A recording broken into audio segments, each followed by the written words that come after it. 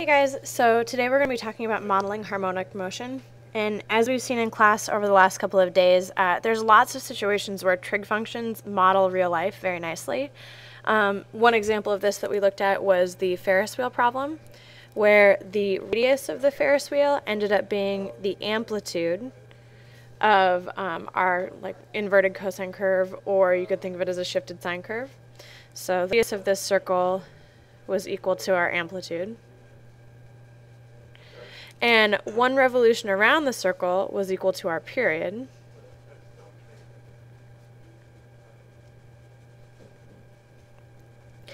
The distance that it took to shift up for the center of the circle, usually the center is at 0, 0. That distance though, so we shift up off the ground and then plus the radius, ended up being our midline of our graph, so our vertical shift. And to give these things some numbers just so you can see it, let's say that the distance off the ground was 10 feet, and the radius of the circle was 50. So I'll say the radius is equal to 50. Then the midline would be 10 plus 50, which would be 60. And the highest point would be another 50, so that would be 110. So if I were going to write the equation for this graph, the model for this graph in this situation, I would say that this is a flipped cosine curve. So I would think y equals, I'm going to use a negative sign to flip it. The radius is my amplitude, so it would be 50 cosine. Now for the period, let's say that once around took 10 minutes. Then my period is 10 minutes, and the period is equal to 2 pi over b. So my b would be 2 pi over 10, which in this case would reduce down to pi over 5. So up here I would have pi over 5x in parentheses. And then I need to add my shift up. Since the midline of my graph has shifted up 60 units, I would say plus 60 here. So here's one example of a real problem. I mean, we've all seen Ferris wheels, right? So this is something out of real life.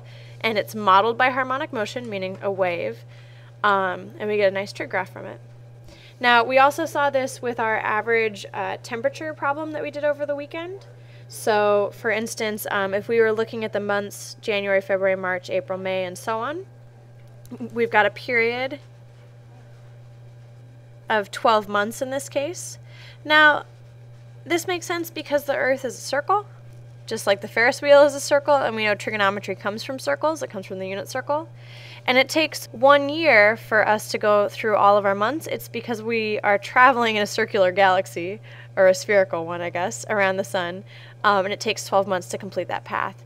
So our period is 12 months, which means we have 2 pi over b equals 12.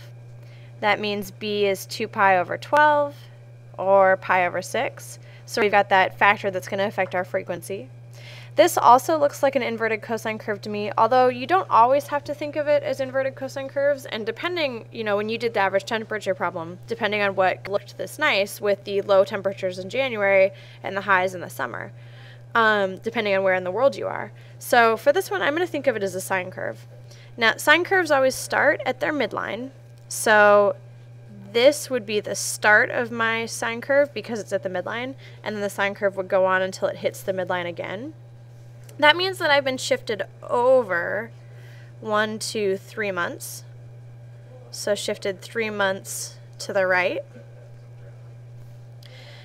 I've also been shifted up 60 because my midline is 60 high. And in this case, my amplitude is nice and easy to see. I picked nice numbers. So my amplitude is 20. Okay. So if I'm thinking of this as a sine curve, I would write y equals the amplitude is 20 sine. I've got the thing that's going to affect my b value that's going to affect my frequency, so pi over 6. And now inside parentheses, I'm going to say x. I'm shifting to the right, so I'm going to say minus 3.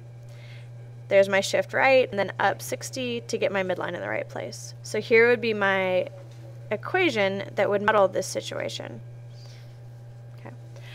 Some vocabulary that you'll need to know. Just a reminder that period is 2 pi over b. You're going to get a new word in some of these problems. We're going to be talking about frequency. Frequency is the reciprocal of period. Oops, I shouldn't have put a w there. I meant to put a b. It's b over 2 pi. So we just take whatever our period is and you flip it. So period and frequency are reciprocals. And we'll be using that for things like what's the frequency of a musical note given by the function v of t equals 0.2 sine 80 pi t. This guy right here is our b value.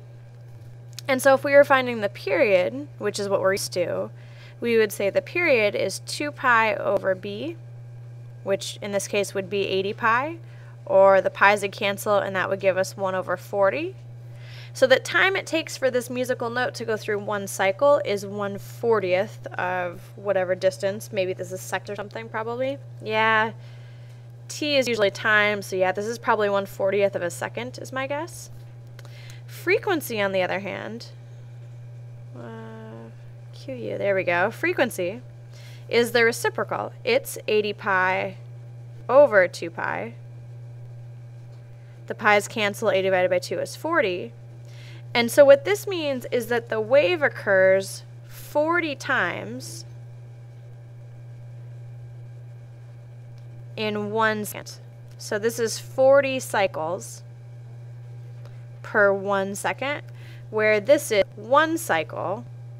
It's a sine curve, yep. 1 cycle in 1/40th of a second. Oops, and you couldn't see any of that because I didn't move the paper up. So one more time. This is 1 cycle of a sine curve in 1/40th of a second. And this is 40 cycles. Now I know this doesn't look like 40, but you can use your imagination, right? 40 cycles in 1 second. All right, that's it for notes tonight, guys. Thanks.